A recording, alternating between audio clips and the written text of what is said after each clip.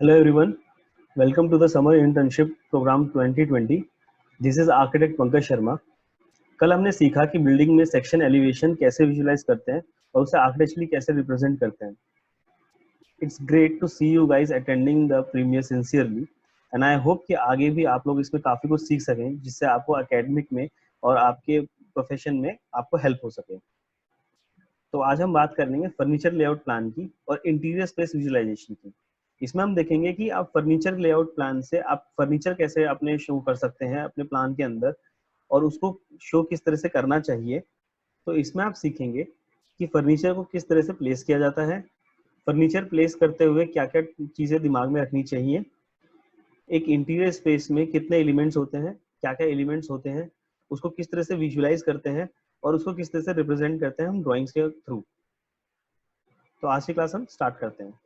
तो हमने कल सीखा था कि कैसे सेक्शन और एलिवेशन बनाया जाता है।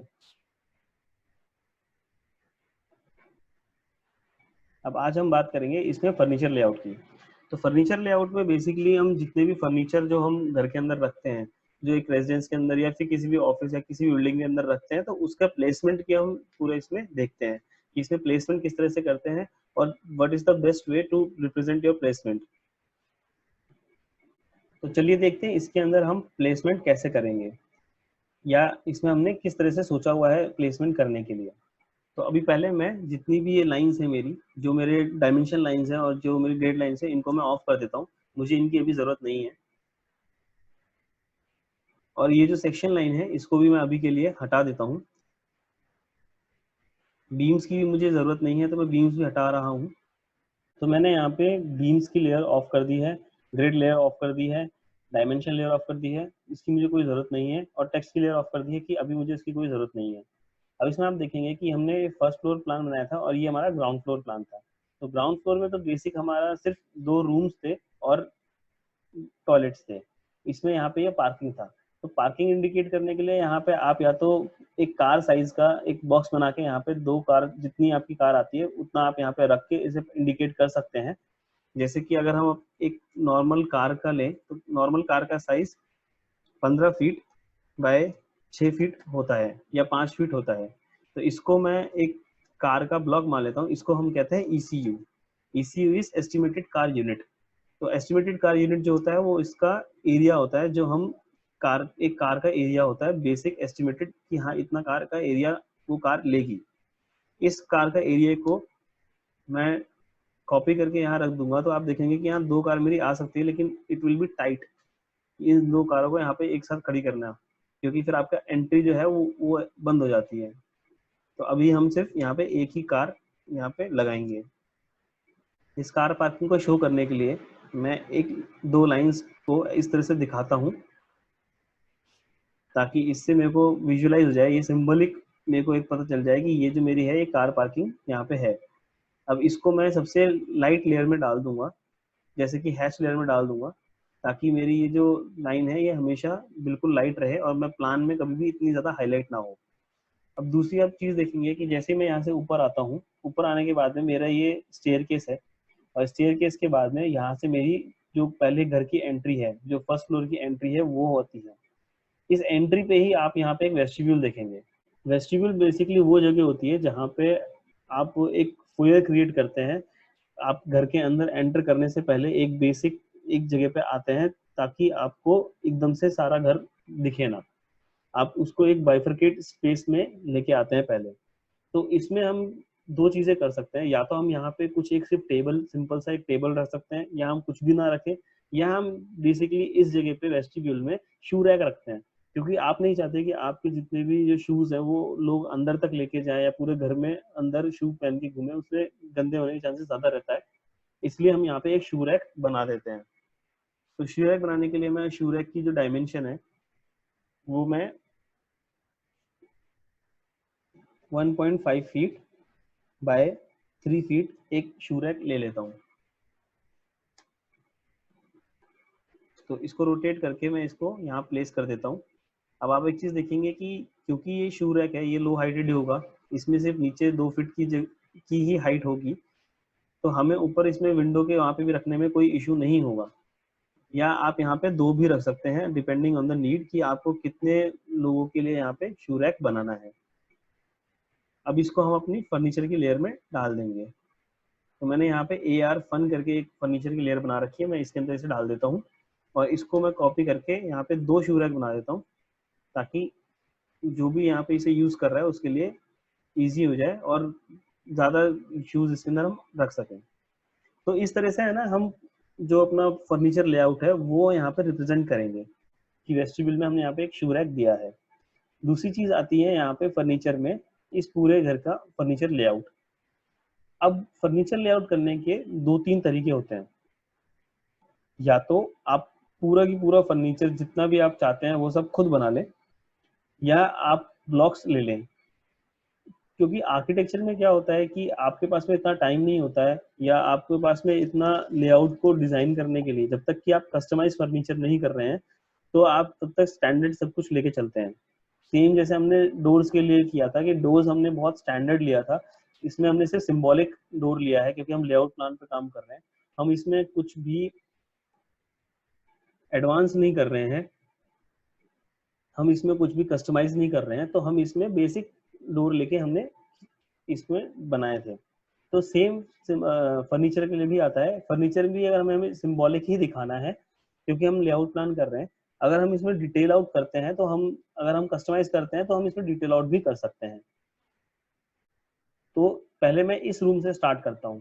तो मैं चाहता हूँ कि एंट्री के बाद में मेरा बेड जो है वो इस वॉल पे आए, ताकि जब मैं एंटर करूँ तो मेरे को बेड जो है उसका सर मेरे दरवाजे पे ना हो, उस मेरे को पूरे रूम का एक अच्छा व्यू यहाँ पे मिल जाए। अब क्योंकि बेड हमारा यहाँ आएगा तो हम जो टीवी है हम वो इस वॉल पे लगा सकते हैं। तो पहले तो आपको ये देखना होगा कि आपको रूम में रिक्वायरमेंट क्या क्या चीजें की है। जैसे कि अगर आप बेडरूम की बात करें तो एक बेडरूम में आपका एक बेड मेन रिक्वायरमेंट में आता है। उसके बाद में अगर आप टीवी देखने के शौकीन है तो आप एक टीवी भी यहाँ पे लगा सकते हैं, उसका प्रोविजन यहाँ छोड़ सकते हैं कि बाद में अगर कोई टीवी लगाना चाहे तो यहाँ पे वो प्रोविजन हम दिखा देते हैं कि यहाँ पे हम टीवी लगा सकते हैं। आपको एक रैक चाहिए होता है या एक ड्रेसिंग चाहिए होता है, या आपको एक टेबल चाहिए होता है चेयर बैठने के लिए, कि आप अगर कुछ और काम कर रहे हैं तो उसमें आपने वो टेबल चेयर लगा के वहाँ पे आप स्टडी कर सकते हैं उसको, उसमें आप कुछ ऑफिस का काम कर सकते हैं। तीसरा होता है आपका वार्डरोब। तो वार्डरोब भी आपका यहाँ पे कहाँ पे आना है वो आप डिसाइड कर सकते हैं।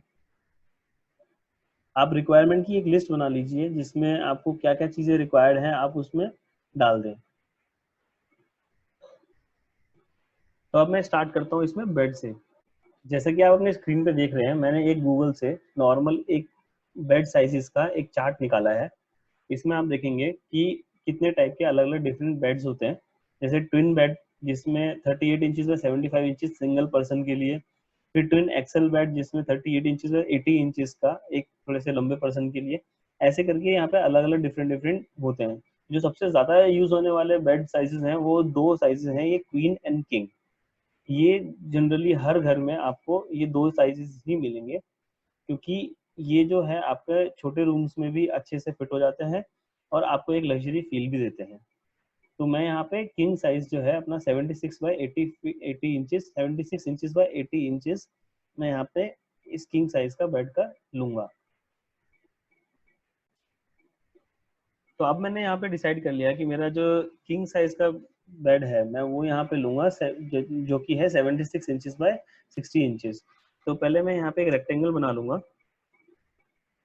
76 इंचेस कॉमा 60 इंचेस का।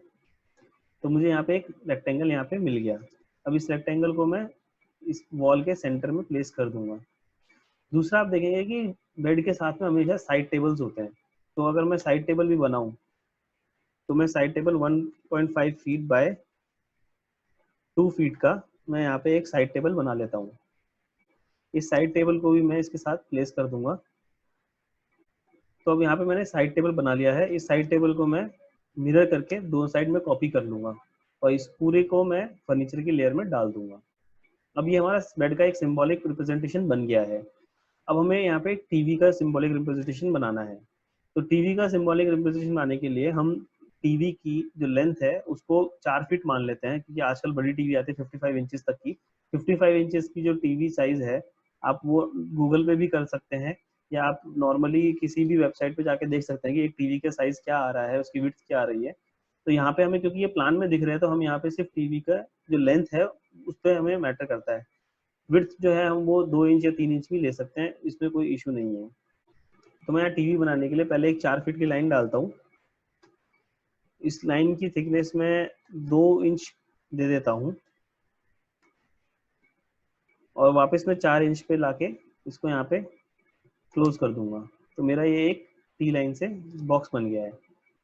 इसको मैं इस टीवी के, इस बेड के सेंटर में रख के इसको दीवार पे लगा दूंगा। आप देखेंगे कि ये बहुत बेसिक है, इसमें ज़्यादा कुछ नहीं किया है, सिर्फ एक टीवी रिप्रेजेंट करने के लिए कि यहाँ पे टीवी है, लेकिन पता कैसे चलेगा कि टीवी हमने लगाई है। तो हम इसको थोड़ा सा आगे भी रख सकते हैं, और क्योंकि हमारा यहाँ पे टीवी आएगा तो इसके नीचे हम कोई एक टेबल या हम कोई एक छोटा सा टीवी यूनिट बना सकते हैं, तो हम इसमें एक वो टीवी यूनिट भी बना लेंगे। तो उसके लिए मैं क्या करूँगा कि पहले मैं टीवी का जो साइज़ है, इससे मैं दोनों साइड में 3-3 फीट बाहर ऑफसेट ले लेता हूँ, जो कि मेरे एक्सटेंस होगा इस टेबल का, जो नीचे टेबल है उसका। फिर मैं इसकी विड्थ बनाऊंगा, जो टीवी की मेरी साइज की विड्थ है, उस विड्थ को मैं यहाँ पे 1 फीट ले लेता हूँ, क्योंकि 1 फीट से ज्यादा मुझे इसके नीचे की टीवी की विड्थ नहीं चाहिए होती है।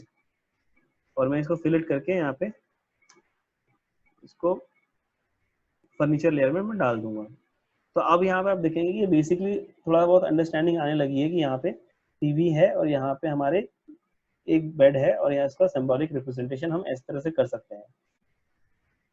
तो जब आप सिंबॉलिक रिप्रेजेंटेशन कर रहे हैं, तो आप ब्लॉक्स भी यूज कर सकते हैं, जो कि ऑनलाइन अवेलेबल आपको इजीली मिल जाएंगे। बहुत सारी ऐसी वेबसाइट्स है जिससे आपको ब्लॉक्स मिल जाते हैं, प्री बनाए हुए, पहले से बनाए हुए लोगों के ब्लॉक्स आपको मिल जाएंगे। तो उससे आप यहाँ पे ब्लॉक्स प्लेस कर सकते हैं। मैं आपको 1-2 साइट्स का बताता हूँ जहाँ पे आपको ये ब्लॉक्स मिल सकते हैं। तो पहली साइट जो मेरे को पता है वो है catblocks.net। इसमें आपको मैक्सिमम जो फर्नीचर लेआउट के लिए या अदर थिंग्स के लिए, ट्रीज के लिए, इसमें आपको कैट ब्लॉक्स मिल जाते हैं मैक्सिमम चीज़ों के लिए फ्री ऑफ कॉस्ट।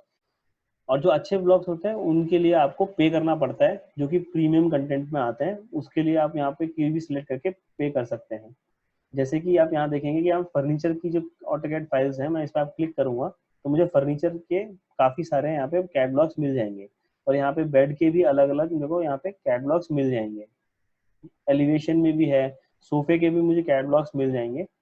तो आप इन सब में से इनको डाउनलोड करके इनको यूज कर सकते हैं अपने ड्राइंग्स में और अच्छे से रिप्रेजेंटेशन करने के लिए। तो मैंने उन कैट ब्लॉक्स को यूज करके, कुछ कैट ब्लॉक्स मेरे पास पड़े हुए थे और मैंने उनको यूज करके यहाँ पे एक बेसिक बेड का सिंबॉलिक बना लिया है। एक यहाँ पे टीवी यूनिट का मैंने सिंबॉलिक बना लिया है।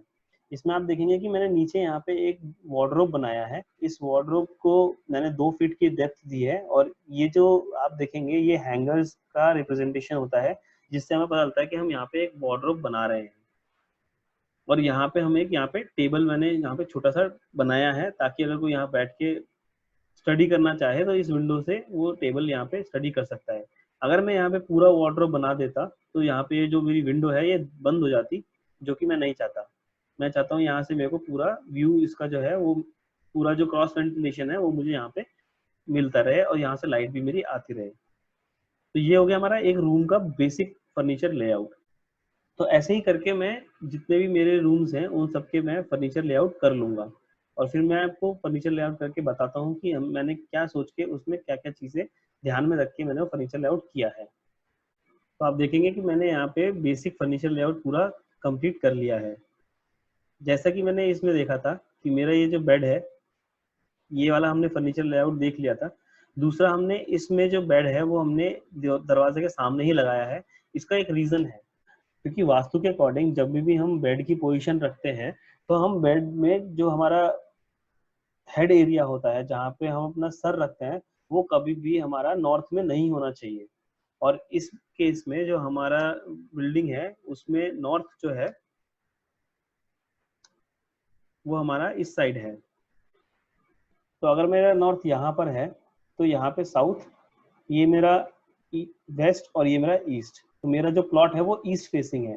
इसलिए आप देखेंगे कि मैंने जो किचन का लेआउट किया है वो भी मैंने ईस्ट फेसिंग में रखा है किचन को, और जो मेरा नॉर्थ है इस वजह से मैं यहाँ पे इस बेड को इस वॉल पे नहीं लगाया है कि आपका जो हेड एरिया है वो आपके नॉर्थ में ना आए। तो बेसिक वास्तु टिप है जिसको आपको ध्यान में रखना पड़ेगा। तो ये मेरा बेसिक लेआउट फर्नीचर इस रूम के लिए भी हो गया है। अब देखेंगे कि मैंने यहाँ पे एक कैट ब्लॉक यहाँ पे लेके आया था डाइनिंग टेबल के लिए। आपको और भी अच्छे अच्छे कैट ब्लॉक्स इसमें मिल जाएंगे।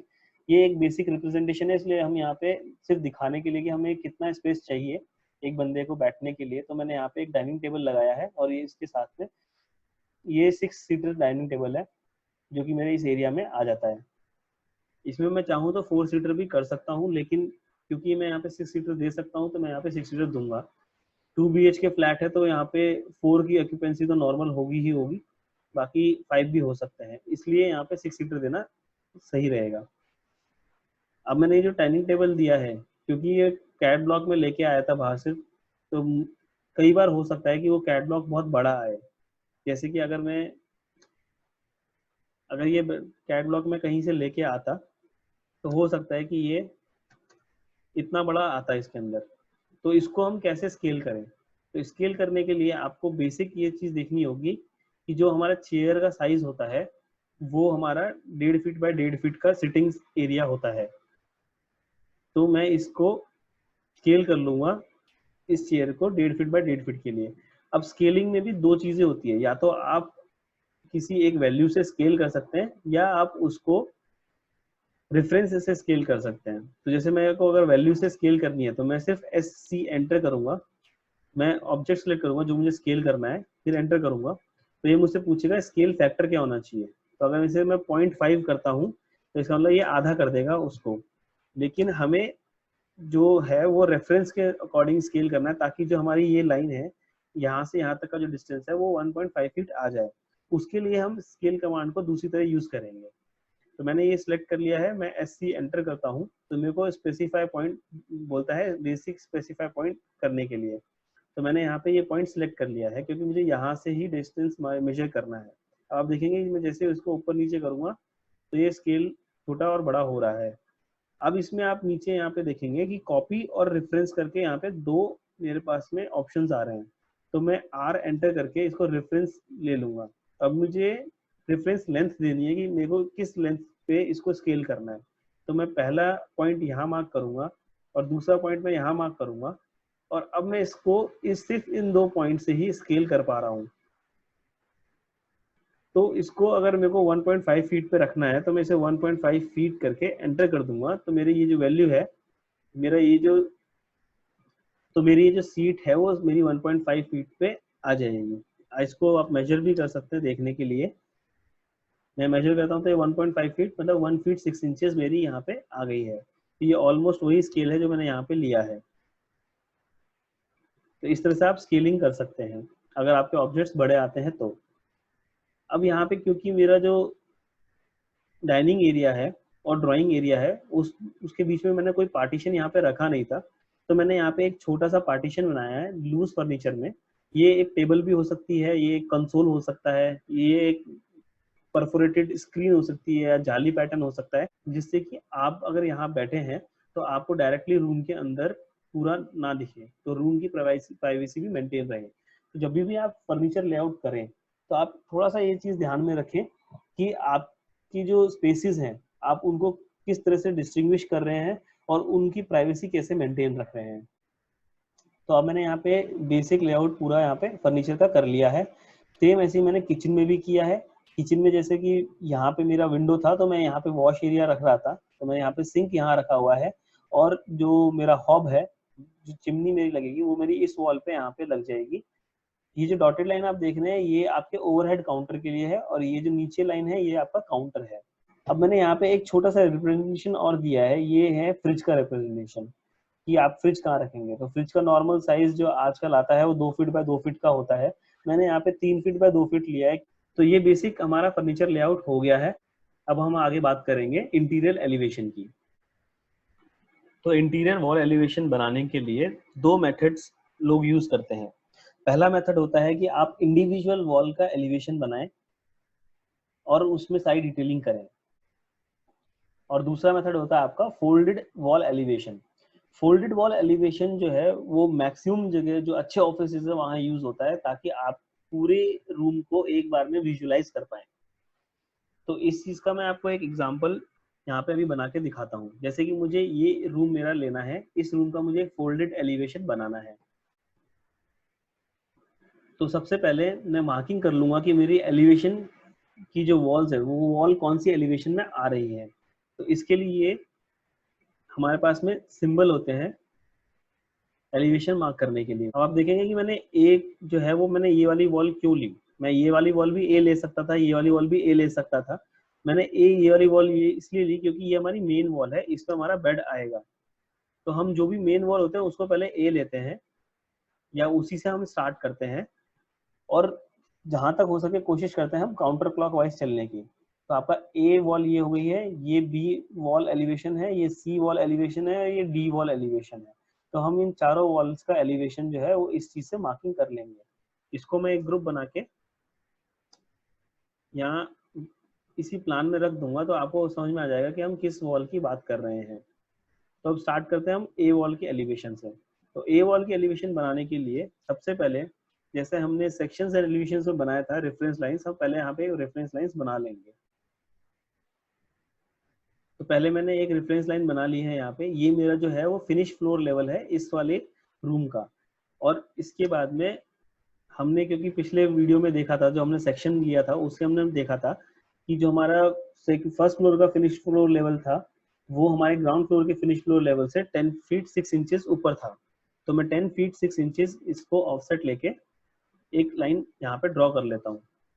अब क्योंकि हम इसमें सिर्फ एलिवेशन बना रहे हैं, हम इसमें सेक्शन नहीं बना रहे हैं, तो हमारा जो क्लियर स्पेस हमें मिलेगा वो हमें मिलेगा 6 इंचेस यहाँ पे स्लैब का चला जाएगा, और हमारा 12 इंचेस जो है यहाँ पे बीम का चला जाएगा। तो जो हमारे वॉल है वो हमें यहाँ पे 9 फीट की ही मिलेगी। तो ये हमें 9 फीट की क्लियर वॉल मिलेगी, क्योंकि हम यहाँ पे बीम अगर शो होती है तो इसके ऊपर वो बीम इसके ऊपर ही चलेगी। ये हम क्लियर वॉल लेके चलते हैं। अब मैं इसमें मार्किंग कर लेता हूँ। जैसे कि मैंने यहाँ पे एक मार्क कर लिया है, ये भी एक रेफरेंस लाइन है आपका इस पॉइंट के लिए।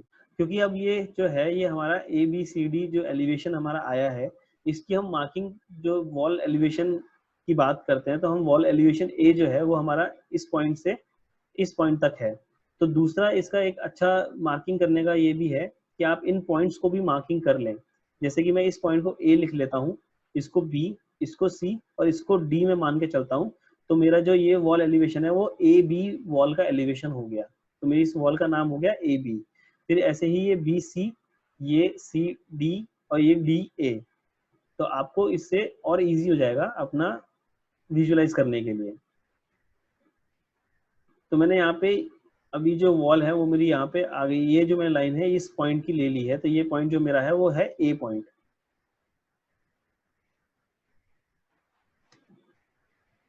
तो मैं यहाँ पे इसको ए पॉइंट मार्क कर लेता हूँ। अब क्योंकि मेरा ए जो है इस ए पॉइंट से बी पॉइंट पे जा रहा है, तो ये ए बी जो है मेरा वो है 12 फीट। तो मैं यहाँ पे एक ऑफसेट लेके 12 फीट मार्क कर लूंगा। आप याद रखिए ये सब जो है वो सब रेफरेंस लाइंस हैं। इसमें अभी भी हमने कोई भी सॉलिड लाइन नहीं बनाई है, ये सब रेफरेंस लाइंस ही हैं जो हमारी इसमें आएंगी।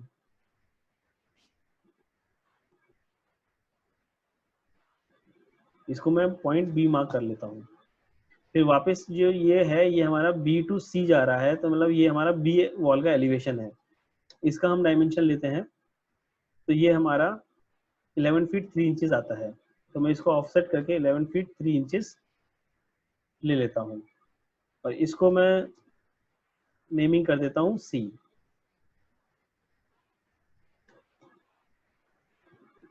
अब क्योंकि ये ए से बी और बी से सी हो गया है, अब सी से डी की हम बात करें तो हमारा ये जो एलिवेशन है वो है सी एलिवेशन।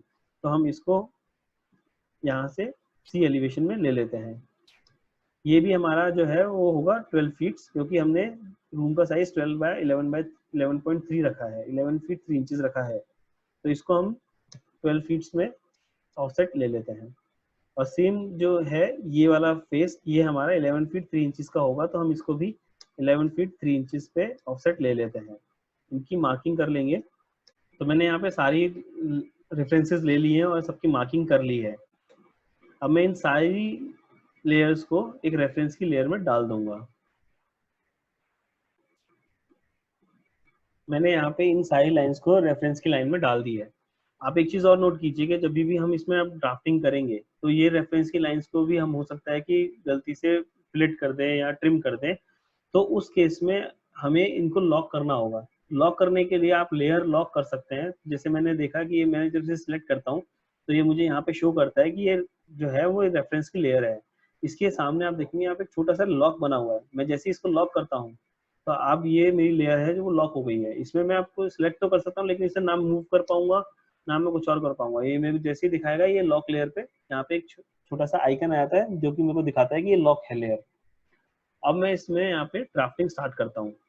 तो जैसे कि आप देखेंगे कि ये मेरा ए पॉइंट है, मतलब ये वाला पॉइंट है। इस पॉइंट से इस पॉइंट में मेरा सिर्फ बेड आ रहा है। तो इस पॉइंट से इस पॉइंट में मेरा सिर्फ बीच में बेड आएगा। तो मैं बेड और साइड टेबल ही बनाऊंगा। बेड बनाने से पहले मैं आपको एक चीज़ और बता दूं कि हमारे पास में रेफरेंस लाइंस तो आ गई हैं लेकिन हमारे पास में बेस लाइंस नहीं है। तो जैसे मैंने यहाँ पे एक बेस लाइन में मार्क कर देता हूँ जो कि मेरी फ्लोर की लाइन होगी। तो मैं इसको एक वॉल की लेयर में डाल देता हूँ जो कि सॉलिड लेयर है मेरी। सेम ऐसे ही मैं रिप्रेजेंटेशन के लिए सीलिंग की जो लेयर है वो भी मैं वॉल लेयर में डाल देता हूँ। क्योंकि ये मेरा बीम बॉटम है, इसके ऊपर मेरी बीम चलेगी। तो अब इसके अंदर हमारे पास में ये फिनिश फ्लोर लेवल मेरे को मिल गया है, ये मेरे को बीम बॉटम लेवल मिल गया है। तो अब हम इसमें यहाँ पे बेड बनाएंगे। बेड बनाने के लिए मैं पहले एक लाइन ले लेता हूँ और 2 फीट्स का मैं इसे ऑफसेट ले लूँगा। अब क्योंकि हमारा जो बेड है वो 5 फीट 5 इंचेस का है, तो इस लाइन के सेंटर से मैं 2 फीट 2.5 इंचेस का ऑफसेट दोनों साइड ले लूंगा, जिससे मेरा ये बेड के जो विड्थ है मेरे को 5 फीट 5 इंचेस की आ जाएगी। नीचे वाली मैं लेयर चाहूँ तो डिलीट भी कर सकता हूँ। फिर मैं इसको एक रेक्टेंगल बना के बाकी की जो एक्स्ट्रा लाइन है सबको डिलीट कर दूंगा। अब ये जो हमारा बेड है ये हमारा 2 फीट्स का हमने इसलिए लिया था क्योंकि 6 इंचेस हमारा इसमें मैट्रेस है। तो मैं इसको 6 इंचेस नीचे करके और 6 इंचेस का मैट्रेस मैं अलग से बना लूंगा। उसके लिए मैं सिर्फ इसको इसी बॉक्स को ऊपर कॉपी करूंगा और क्योंकि मुझे पता है ये 1.5 इंचेस का है तो मैं इसे 1 फीट नीचे लेके आ जाऊंगा। तो मेरा ये बॉक्स बन गया है। अब आप देखेंगे कि जब भी हम मैट्रेस बनाते हैं तो मैट्रेस जो होता है वो उसकी एजेस इतनी शार्प नहीं होती है। बेड की हो सकती है, मैट्रेस की इतनी शार्प एजेस नहीं होती है। तो इन एजेस को फिलेट हम राउंड में कैसे लेके आए, उसके लिए हम फिलेट कमांड का यूज करेंगे। फिलेट कमांड में क्या होता है कि अगर आप डायरेक्टली करते हैं जिसमें हम रेडियस नहीं देते हैं तो ये एक एंगल्ड फिलेट होता है। लेकिन अगर मैं फिलेट कमांड को ऑन करता हूँ और इसमें देखता हूँ नीचे यहाँ पे रेडियस मेरा जो है वो यहाँ पे एक ऑप्शन आ जाता है। तो मैं जैसे ही इसे आर एंटर करूंगा तो मुझे बोलेगा मुझे रेडियस स्पेसिफाई करने के लिए। मैं यहाँ पे 2 इंच का रेडियस अभी स्पेसिफाई कर देता हूँ तो मुझे यहाँ पे एक राउंड एज मिल जाएगी। सेम अब मैं फिलेट कमांड यूज करूंगा, जब तक मैं इसका रेडियस चेंज नहीं करूंगा तब तक मेरा ये हमेशा राउंड एज ही देगा। अब मैंने यहाँ पे जो मेरा मैट्रेस था वो मैंने बना लिया है। तो ये हो गया मेरा बेसिक बेड और बेसिक मैट्रेस। अब मैं यहाँ पे एक साइड टेबल बनाऊंगा। साइड टेबल की जो हाइट हम लेते हैं वो बेसिकली 2 फीट की लेते हैं ताकि अगर आप मैट्रेस पे हैं या फिर आप लेटे हुए हैं तो आपको वो इजी एक्सेसिबल हो जाए। तो यहाँ पे साइड टेबल बनाने के लिए पहले मैं 1 फीट 4 इंचेस का एक लाइन ले लूंगा और इसको मैं 2 फीट की साइड टेबल के लिए बना लूंगा। ये जितनी भी मैं ड्राइंग्स बना रहा हूँ ये सब पूरी सिंबॉलिक रिप्रेजेंटेशन है। इसके अंदर आपकी कोई भी डिटेलिंग नहीं है। आप चाहें तो इसमें पूरी डिटेल कर सकते हैं या फिर डायरेक्ट कैट ब्लॉक्स भी आप यूज कर सकते हैं इसको रिप्रेजेंट करने के लिए। तो मैंने यहाँ पे ये साइड टेबल बना लिया है और मैं यहाँ पे एक और साइड टेबल इसको मिरर करके दूसरी साइड भी बना लूंगा। तो अब देखेंगे मैंने यहाँ पे कैट ब्लॉक्स यूज करके बेड और उसके साथ में एक पेंटिंग जिसके साथ में 2 मैंने वॉल लाइट्स भी लगा ली हैं, एक छोटा सा इंटीरियर का पार्ट था वो हमने इसमें कर लिया है। आप जितना ज़्यादा डिटेलिंग करेंगे अपने डिज़ाइंस में, जितना ज़्यादा आप एलिवेशन में और जितना ज़्यादा आप डिटेलिंग करेंगे अपने कैड ब्लॉक्स में, उतना ही आपका ड्राइंग जो है वो सेल्फ एक्सप्लेनेटरी होगा, उतना ही ज़्यादा अट्रैक्टिव होगा। तो अब हम इसमें आ जाते हैं। ये हमारा था जो वो ए था, ए से बी तक का। अब हम बी से सी पे आते हैं। तो बी से सी वाला जो हमारा पॉइंट है, वॉल है, वो ये वाली है। इसके अंदर हमारी एक विंडो भी आ रही है और एक डोर आ रहा है। तो हम देखेंगे कि इस विंडो और ये डोर को हम कैसे यूटिलाइज करेंगे। तो इस विंडो को बनाने के लिए पहले मैं इसकी डायमेंशन ले लूंगा कि डायमेंशन मेरी कहाँ से कहाँ आ रही है। उसके लिए मैं यहाँ पे डायमेंशन ऑन कर सकता हूँ क्योंकि अब मुझे डायमेंशन की जरूरत है। तो मैंने यहाँ पे डायमेंशन सब ऑन कर ली है। अब इसमें आप देखेंगे पहले जो मेरी विंडो जो स्टार्ट हो रही है वो मेरी डायरेक्टली इस कॉलम से नहीं हो रही है। 4.5 इंच की वॉल है, उसके बाद में 3 फीट की ये विंडो है। तो मैं यहाँ पे पहले एक ऑफसेट ले लूंगा 4.5 इंच का, और फिर 3 फीट का ऑफसेट लेके मैं इस विंडो की प्रोजेक्शन यहाँ बना लूंगा। ये वही प्रोजेक्शन है जो हमने वहां पे एक्सेल लेके बनाई थी। हम यहाँ पे सिर्फ डायमेंशन लेके उन प्रोजेक्शन को बना रहे हैं। अब ये वाला जो मेरे वॉल है जो बीच में है वो मेरी 5 फीट 4.5 इंचेस है, और ये जो डोर है मेरा 2 फीट 6 इंचेस का है। एक अच्छी प्रैक्टिस में हम हमेशा जो डायमेंशंस लेते हैं वो पहले हम उन ऑब्जेक्ट्स की लेते हैं या उन एंटिटीज की लेते हैं जो हमारी फिक्स्ड है। जो वेरिएबल है हम उनको लास्ट में रखते हैं या उनकी हम डायमेंशन से कभी भी उनको मार्किंग नहीं करते हैं। जैसे कि मेरी जो विंडो थी और ये जो वॉल थी ये मेरी फिक्स डायमेंशन की है, ये इतनी ही होनी चाहिए। इसके बाद में वॉल मेरी कितनी भी आए वो फर्क नहीं पड़ता, मेरा जो डोर है वो कम नहीं होना चाहिए। तो हम क्या करेंगे कि इसमें इस वॉल की डायमेंशन ना लेके हम इस डोर की डायमेंशन ले लेंगे, और जो बाकी बची वो हमारी वॉल ही है। तो हम इसको डोर की डायमेंशन लेंगे 2.5 फीट की। वो हमारा जो है वो इस लाइन से हमें सी पॉइंट से मिल रही है। तो हम इस सी पॉइंट से हम 2 फीट 6 इंचेस की हम ऑफसेट लेके एक डोर के लिए बना लेंगे। अब क्योंकि हमने लास्ट क्लास में देखा था कि हमारे जो डोर्स हैं वो हमारे 7 फुट 6 इंच पे आ रहे हैं। जो लिंटल है हमारा उसको 60 फीट 6 इंच पे है, और जो सिल है हमारा विंडो का वो हम यहाँ पे 3 फीट पे ले रहे थे। तो मैंने यहाँ पे 3 फीट पे विंडो के लिए लिंटल ले लिया है, और डोर के लिए 7 फीट पे 7.5 फीट पे मैंने यहाँ पे लिंटल ले लिया है। अब जो एक्स्ट्रा लाइन से मैं डिलीट कर दूंगा, और हम वही टेक्निक यूज करेंगे जिसमें जैसे मैंने विंडो का जो है वो मैं रेक्टेंगल बना लूंगा, और डोर के लिए मैं यहाँ पे पॉली लाइन से मल्टी लाइन बना लूंगा ताकि मुझे फ्रेम बनाने में दिक्कत ना हो। अब मैं जितनी भी मेरी एक्स्ट्रा लाइंस हैं मैं उन लाइंस को सबको डिलीट कर देता हूँ। देखेंगे यहाँ पे मेरा डोर और विंडो की ओपनिंग आ गई है। अब यहाँ पे हमें सिंपल जैसे हमने एलिवेशन में कल बनाया था हम यहाँ पे फ्रेम बना लेंगे और इसको हम एलिवेशन की लेयर में डाल देंगे।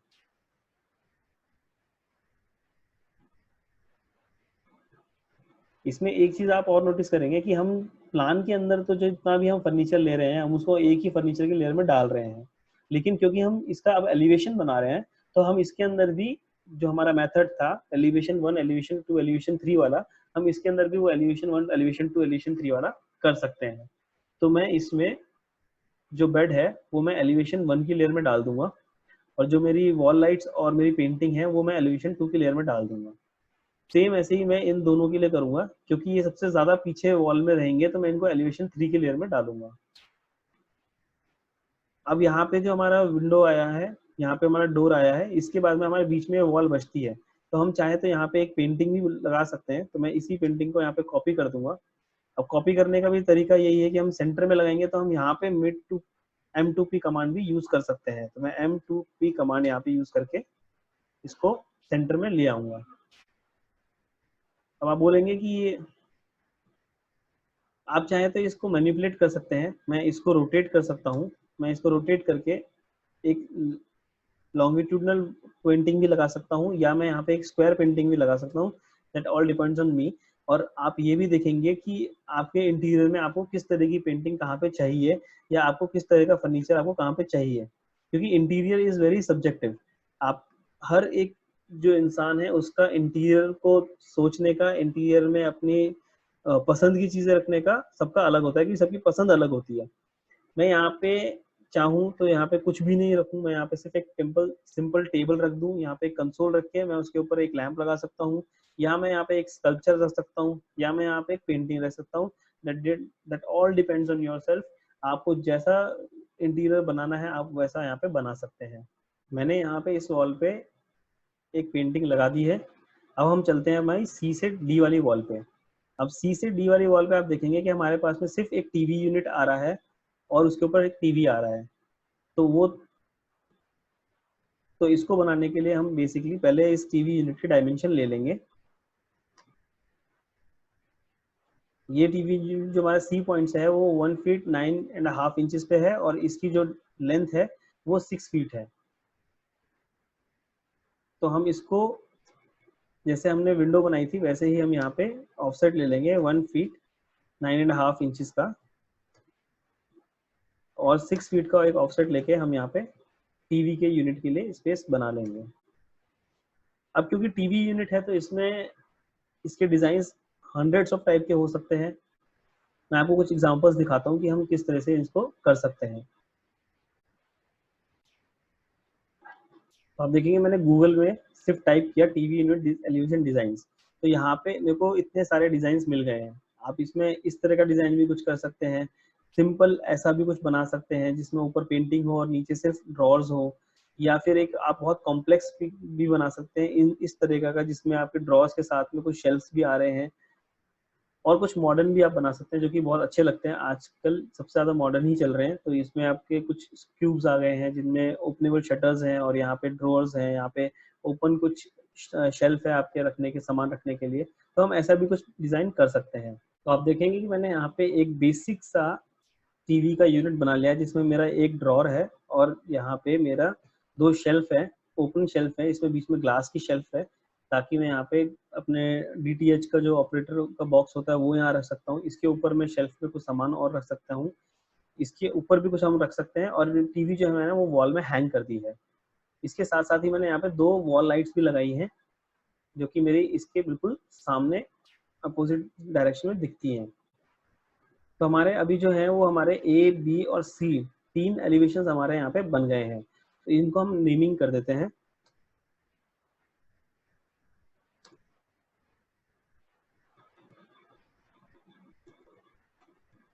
मैं इसको WE या वॉल एलिवेशन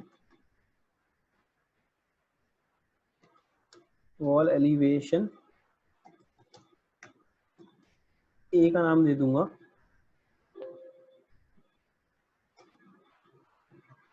सेम ऐसे ही मैं इन सबके नाम इसमें डाल दूंगा।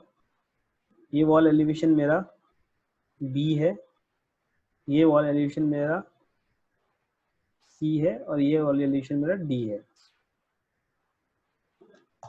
अब हमारा wall elevation A, B, C बन गया है। अब हम इस पर D पे आएंगे।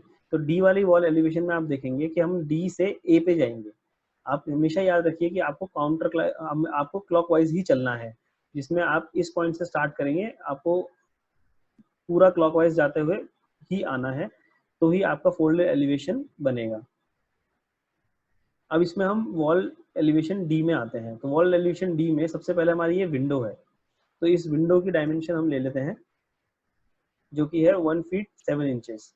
और उसके बाद में जो हमारा डोर है वो इस कॉलम से 4.5 फीट छोड़ने के बाद में 2.9 फीट का डोर है।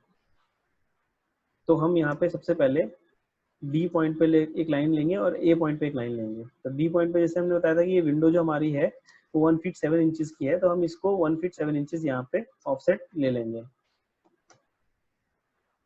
और जो डोर है हमारा वो यहाँ से 4.5 फीट के बाद में 2 फीट 9 इंचेस का है, तो मैं यहाँ पे 2 फीट 9 इंचेस के एक एलिवेशन की लाइन ले लूँगा। अब हमारा लिंटल जो है वो सेम है और हमारा सिल भी जो है वो हमारा सेम है। तो मैंने लिंटल और सिल दोनों सेम रखा है। ये मेरी जो एलिवेशन आ रही है यहाँ पे, ये मेरी विंडो है, यहाँ पे मेरा डोर है। वही सेम प्रोसीजर हम यहाँ पे यूज करेंगे, जिसमें हम रेक्टेंगल से विंडो बना लेंगे और पी लाइन से डोर बना लेंगे और बाकी की जितनी भी एलिवेशन है उन सबको हम डिलीट कर देंगे। आप देखेंगे मैंने यहाँ पे सिलेक्शन किया तो इसमें ये जो लॉक लेयर थी हमारी उसकी भी लाइन सेलेक्ट हो गई है, लेकिन जब मैं डिलीट करूंगा तो लॉक लेयर को कुछ नहीं होगा, सिर्फ जो हमारी एक्स्ट्रा लाइन है वही डिलीट होंगी, इसलिए हम इसको लॉक करके रखा हुआ है। दोनों का हम फ्रेम बना लेते हैं। फ्रेम बनाती है हमारे पास में ये दोनों आ गया है, इस एलिवेशन का बेसिक हमारा पार्ट हो गया है। इन दोनों को मैं इनकी लेयर्स में डाल देता हूँ। अब यहाँ देखेंगे मैंने यहाँ पे जो वार्डरोब है वो मैंने इस विंडो से कुछ पार्ट छोड़ के और डोर से कुछ पार्ट छोड़ के बनाई है। तो इसको अब देख लेते हैं। मैंने ये वार्डरोब है वो 9 इंच यहाँ से विंडो से छोड़ा है और 9 इंच ही मैंने डोर से छोड़ा है। तो मैं दोनों साइड से 9 इंच छोड़ के ये वार्डरोब बना लूँगा। प्लस मैंने यहाँ पे एक छोटा टेबल भी दिया है, तो इस टेबल को हम कैसे बनाते हैं वो भी हम देख लेते हैं। तो जो मेरी वार्डरोब है वो मेरी 9 इंच यहाँ से और 9 इंच यहाँ से हम दोनों साइड से छोड़ के हम वो वार्डरोब बना रहे हैं। अब क्योंकि मैं इसमें एलिवेशन जो है वो डिज़ाइन कर रहा हूँ, तो इसमें मैं कस्टम कुछ फर्नीचर भी डाल सकता हूँ, जैसे कि वार्डरोब। और वार्डरोब को कस्टमाइज करने के लिए मैं इसकी हाइट को वेरी कर सकता हूँ। मैं चाहता हूँ तो इसको मैं पूरा ऊपर तक ले जा सकता हूँ, पूरी हाइट पूरी कवर कर सकता हूँ, या मैं इसको लिंटल से मैच कर सकता हूँ या इसे छोटा रख सकता हूँ। तो मैं यहाँ पे मैं इसे लिंटल से मैच करूँगा। तो यहाँ लिंटल से मैच करके मेरी ये वार्डरोब का बेसिक एलिवेशन बन गया है। अब वार्डरोब में क्या होता है कि हम नीचे से 3 इंच की स्कर्टिंग छोड़ते हैं और उसके बाद हमारे जो शटर्स है वो स्टार्ट होते हैं। तो पहले मैं यहाँ पे एक रेक्टेंगल बना के इसका फ्रेम के लिए मैं एक रेक्टेंगल बना लूंगा और बाकी की एक्स्ट्रा लाइन्स को डिलीट कर दूंगा। इसका फ्रेम जो मैं है वो 1 इंच थिक ले रहा हूँ, क्योंकि जो आपका बोर्ड है वो 3/4 ऑफ इंच का बोर्ड आता है, जो प्लाई हम बोलते हैं, प्लाई बोर्ड। तो मैं उसके ऊपर अगर लैमिनेट यूज करता हूँ और उसके ऊपर अगर MDF यूज करता हूँ तो उसके बाद में मुझे ये 1 इंच तक की थिकनेस मिल जाती है बॉर्डर के लिए। फिर मैं इसमें बीच में 2 शटर दिखाने के लिए मैं यहाँ पे एक बीच में लाइन डाल देता हूँ और इसमें मैं यहाँ पे शटर, मेरा ये 2 शटर बन गए हैं। अब इसके मुझे हैंडल्स बनाने हैं, तो हैंडल्स के लिए हम सेंटर से एक मार्किंग कर लेंगे और सेंटर से जो हैंडल्स है वो 2 इंच अपार्ट और 1 इंच थिकनेस का मेरा हैंडल होगा, जिसकी जो मेरी लेंथ है वो 1 फीट की मैं यहाँ पे रखूंगा। क्योंकि ये मेरा कस्टम डिज़ाइन है तो मैं इसको किसी भी तरह से बना सकता हूँ। मैं चाहूँ तो मैं इसको पूरा जो हैंडल है वो मैं इसे नीचे तक ले आके पूरा एक बड़ा हैंडल भी रख सकता हूँ। अब मैंने एक छोटा हैंडल यहाँ पे बना लिया है और इसको मैं मिरर करके दोनों साइड बना लूंगा, तो आपको एक वार्डरोब का पूरा मिल गया है। अब देखेंगे मैं जितनी भी यहाँ पे ड्राइंग कर रहा हूँ, बेसिक जो ड्राइंग मैं आपको बताने के लिए कर रहा हूँ वो सारी सिंबॉलिक है, उसमें कुछ भी डिटेलिंग नहीं है। सेम यहाँ पे टीवी, जो नीचे टीवी यूनिट है उसके लिए, विंडो डोर, सबके लिए मैं जितनी भी यूज कर रहा हूँ वो सब सिंबॉलिक यूज कर रहा हूँ। इसमें हम कोई भी डिटेलिंग नहीं कर रहे हैं, क्योंकि डिटेलिंग आपका नेक्स्ट एक अलग ही पार्ट है, उसमें आप डिजाइन पे जाते हैं तो डिटेलिंग करते हैं। तो मैंने यहाँ पे विंडो का, तो मैंने यहाँ पे वार्डरोब का बना दिया है। अब जो हमारा टेबल है, नॉर्मली जो टेबल की जो हमारी हाइट होती है वो 33 इंचेस हम लेते हैं फिनिश फ्लोर लेवल से। तो मैंने यहाँ पे 33 इंचेस पे ये फिनिश फ्लोर लेवल ले लिया है। आप देखेंगे मैंने क्यों यहाँ पे 3 फीट पे अपनी विंडो का जो साइज है वो 3 फीट पे यहाँ पे कंस्टेंट किया था। 3 फीट पे कंस्टेंट करने का मेरा रीजन यही था कि आप अगर यहाँ पे टेबल डालते हैं या कुछ भी डालते हैं तो आपको यहाँ पे एक प्रॉपर बीच में गैप मिल जाए, आपकी जो विंडो है वो कवर ना हो। तो इसको हम कहते हैं फोल्डेड एलिवेशन। इस तरीके से आप हर एक रूम का अलग अलग एक एलिवेशन बना सकते हैं, हर एक स्पेस का आप एक अलग एलिवेशन बना सकते हैं। कैड ब्लॉक्स आप चाहे तो यूज करें अपना, जितना आप कैड ब्लॉक यूज करेंगे या जितने डिटेल्ड मॉडल आप यूज करेंगे उतना ज़्यादा आपके लिए प्रेफरेबल होगा, आपकी ड्राइंग्स उतनी ही इंटरेस्टिंग और उतनी ही अच्छी बनेंगी। तो गाइज आई होप कि आज आपने इसमें एलिवेशन बनाना सीखा होगा। एलिवेशन को कैसे विजुलाइज करते हैं, उसको किस तरीके से हम प्रेजेंट करते हैं सिंबॉलिकली, और उसमें क्या क्या एलिमेंट्स हम यूज करते हैं डालने के लिए, या उसमें हम क्या क्या एलिमेंट्स हम डालते हैं, आपने ये सब देखा होगा। कोई भी अगर आपको डाउट है तो आप प्लीज़ कमेंट में लिखिए, आप उसको लाइक कीजिए, वीडियो को सब्सक्राइब कीजिए, शेयर कीजिए। अगर आपको कोई भी डाउट है तो आप प्लीज़ इसे कमेंट में लिखिए। हमें पर्सनली भी आप मैसेज कर सकते हैं, जैसे कल कुछ स्टूडेंट्स ने किए। तो कल हम अब सीखेंगे कि आप इसमें इलेक्ट्रिकल और प्लम्बिंग कैसे दिखाएंगे। तो हम अब कल सीखेंगे कि इसमें इलेक्ट्रिकल और प्लम्बिंग की प्लानिंग कैसे करते हैं और उसका लेआउट प्लान कैसे बनाते हैं। तो फिर कल मिलते हैं। Thank you.